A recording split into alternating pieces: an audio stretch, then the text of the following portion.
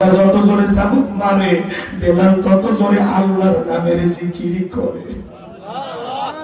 চাবুক দিয়ে আঘাত করে, মারে বাবারে লাগতেছে, এগুলো বলে না, আল্লাহর জিকির করে। আবু জেহেল ডেকে বলে, বেলাল চাবুক দিয়ে পিটাইতে পিটাইতে কালো চামড়া পেটে রক্ত ঝরতেছে, বেলাল তারপরে কি কালেমা ছাড়বি না? হযরত বেলাল দেখে বলে, আবু জেহেল রে, মারতে মারতে যদি মেরেও ফেলে দাও, জীবনটা দিতে রাজি, নবীজির কালেমা ছাড়তে রাজি না।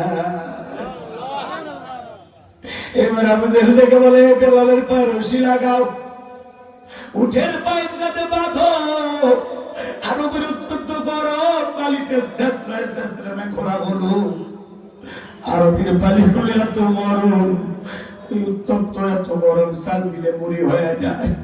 বাবলা গাছের কাঁটাগুলো জিব্বার ভিতরে পেরেকের মতো মারাগুলো বিকেল গেছে বলে, বেলাল সে মুক্তি চাইলাম, পায়ে রশি লাগায় শেষরায় শেষরা নিয়ে খোলাম, বেলাল রে তারপরে কি নবী মুহাম্মাদের কালেমা ছাড়বি না?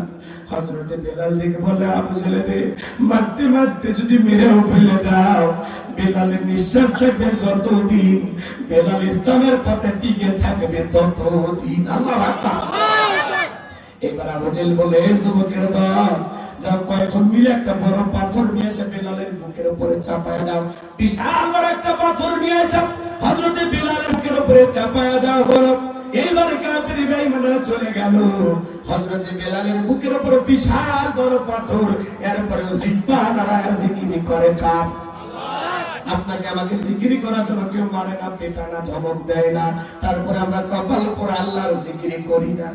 হাদিস শরীফের ভিতরে আসছে, বাজান যার কপালটা আল্লাহর জিকিরে তরু তাজা থাকে, আল্লাহর জিকিরে ভিজা থাকে, ওই জিহ্বাওয়ালা মানুষ কোনদিন জাহান্নামের আগুনে জ্বলবে না। চিৎকার মেরে বলেন সুবহানাল্লাহ। নবী আমার এক জায়গায় বসা, জিবরাইল এসে বলেন, নবী কেউ যদি আল্লাহর ভয়ে দুই ফোঁটা চোখের পানি ফেলে কান্না করতে পারে, ওই দুই ফোঁটা চোখের পানি তার জাহান্নামের আগুনকে নিভাইয়া দিতে পারে। ভাইরা আমার, এই জন্য সবসময় জবানে জিকির চালু থাকবে কার? ফাযকুরুনি আযকুরুকুম ওয়াশকুরুনি ওয়ালা তাকফুরুন। তোমরা আমারে স্মরণ করো, আমি আল্লাহ তোমাদেরকে স্মরণ করব। কৃতজ্ঞতা প্রকাশ করো, অকৃতজ্ঞ হয়ো না। জিকির করার জন্য আলাদা সময় লাগে না। দোকানদারি করতে করতে জিকির করা যায়, মাঠে কাজ করতে করতে জিকির করা যায়, রিকশা ভ্যান চালাতে চালাতে জিকির করা যায়, দুনিয়াতে পথ চলতে চলতে আল্লাহর জিকির করা যায়। সব সময় জিকির চালু রাখবেন। সুবহানাল্লাহ সুবহানাল্লাহ, আলহামদুলিল্লাহ, আল্লাহু আকবার, লা ইলাহা ইল্লাল্লাহ, লা ইলাহা ইল্লাল্লাহ।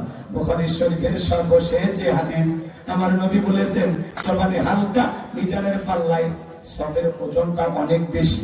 সেই তাসবিহ কি? সুবহানাল্লাহি বিহামদিহি সুবহানাল্লাহিল আযীম।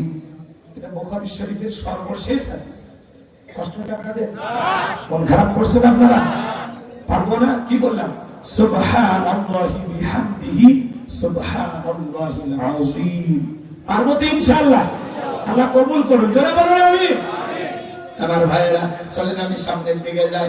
হযরতে বেলাল বুকের উপরে পাথর, চোখের কোণাকে পানি পড়তেছে, জিহ্বা নাড়াইয়া রক্তাক্ত জিহ্বাতে আল্লাহর জিকির করে। আল্লাহকে ডেকে বলেন, আল্লাহ তুমি তো সে আল্লাহ, ইব্রাহিমের জন্য নমরুদের আগুনকে যদি তুমি ফুলের বাগান বানায় দিতে পারো, আমার বুকের উপরে পাথর থাকার কারণে তোমার মতো মালিকের জিকির করতে বড় কষ্ট হয়।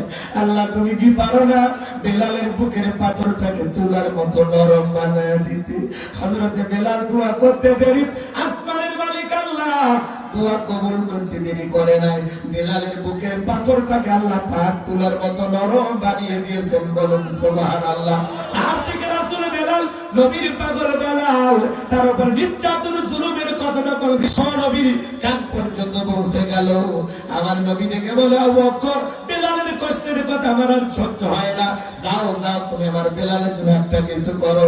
হযরত আবু বকর সিদ্দিক রাদিয়াল্লাহু তাআলা কয়েক গুণ দান বেশি দিয়া গোলামীর জীবন থেকে হযরত বেলালকে আযাদ করলেন, মুক্ত করলেন। বলেন আল্লাহু আকবার। এই যখন ইসলামের অবস্থা একদিকে সন্তান হারানোর ব্যথা, অন্যদিকে কাফেরদের সমালোচনা, সাহাবায়ে কেরামদের উপর নির্যাতন জুলুম। এই জন্য নবীজির মনটা ভীষণ খারাপ, চোখের কোণায় পানি। নবীর যখন মন খারাপ, নবীকে সান্ত্বনা দেওয়ার দায়িত্ব কার? আমার আল্লাহ রাব্বুল আলামিন ডেকে বলেন, জিবরাইল, আমার বন্ধুর মা নাই, বাবা নাই, জন্মের আগে আমার বন্ধু তার বাবারে হারাইছে, জন্মের 6 বছর বয়সে মারে হারাইছে।